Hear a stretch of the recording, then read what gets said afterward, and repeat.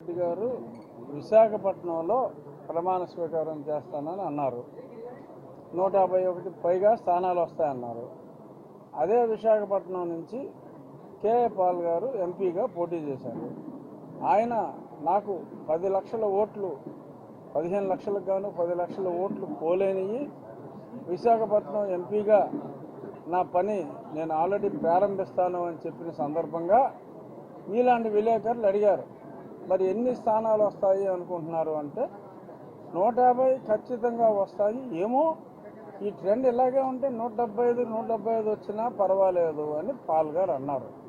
Paul గారికి ఏదైతే 175 అన్నారో జగన్మోహన్ రెడ్డి గారికి తరఫున బొత్స సత్యనారాయణ గారు కూడా 175 వస్తాయని చెప్పారు.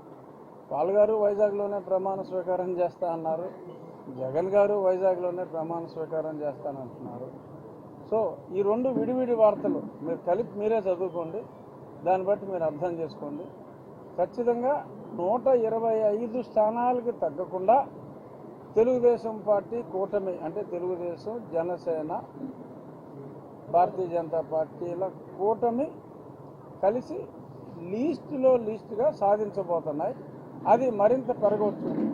ఎందుకంటే నేను వాళ్ళకిలాగా పిచ్చోళ్ళలాగా నేను మాట్లాడను. 175 వస్తాయని ఇలాంటి పిచ్చి మాటలు మాట్లాడను. ఖచ్చితంగా వచ్చే స్థానాలే.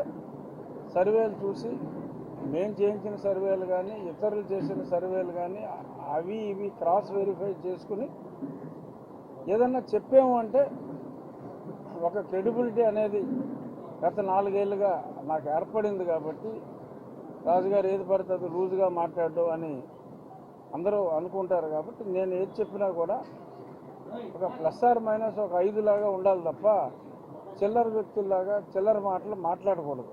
నేను చెప్పొచ్చు 175 మాకు వస్తున్నాయని, దరిద్రంగా ఉంటుంది, చెప్పకూడదు. సో కాబట్టి 125 సీట్లకు తగ్గవు. మంచి ఇంకా పైచీలకు ఓట్లు మొన్న ఎలక్షన్ జరిగిన ఆ ప్యాటర్న్ చూస్తే ప్రజలు ఎంతో ఓపికగా రాత్రి కొన్ని చోట్ల 12 దాటింది, అయినా ఒక లక్ష్యంతో ఒక కక్షతో ఓట్లు వేసినట్టుగా అనిపించింది. కక్ష గత ప్రభుత్వం మీద 5 ఏళ్ల క్రితం ఓడిపోయిన ప్రభుత్వం మీద ఉండే అవకాశం లేదు. ప్రస్తుతం ఉన్న పాలకుల మీదే ఆ కక్ష అనేది ఉంటుంది. కాబట్టి 125 పైన ఎన్ని స్థానాలు వచ్చినా రావచ్చు. కానీ ఖచ్చితంగా గెలిచే స్థానాలు అయితే 125 అని చెప్పి నేను మనస్ఫూర్తిగా విశ్వసిస్తున్నాను. రేపు 4వ తారీఖు 12-1 గంటకల్లా మనకి ట్రెండ్ అర్థమైపోతుంది. పాల్ గారు కానీ జగన్ గారు కానీ మరి విశాఖపట్నంలో మెంటల్ హాస్పిటల్లో చేసుకుంటారా, ఇంకెక్కడైనా ప్రమాణ స్వీకారం చేస్తారో వాళ్ళ ఇష్టం. ఎందుకంటే వాళ్ళు చేసేది మాక్ ప్రమాణ స్వీకారం. కాబట్టి మేము చంద్రబాబు నాయుడు గారు అమరావతిలోనే ప్రమాణ స్వీకారం చేస్తారు. అది 9 లేకపోతే ఒక రోజు ముందా ఒక రోజు తర్వాత అనేది ఆయన నక్షత్రం బట్టి ఆయన జ్యోతిష్యులు ఆర్ సిద్ధాంతులు చెప్పిన దాన్ని బట్టి ఆధారపడి ఉంటుంది. ఖచ్చితంగా చంద్రబాబు నాయుడు గారు, పవన్ కళ్యాణ్ గారు, భారతీయ జనతా పార్టీ నాయకత్వంలోనే రాష్ట్ర ప్రభుత్వం ఏర్పడుతుందని చెప్పడంలో ఎటువంటి సందేహం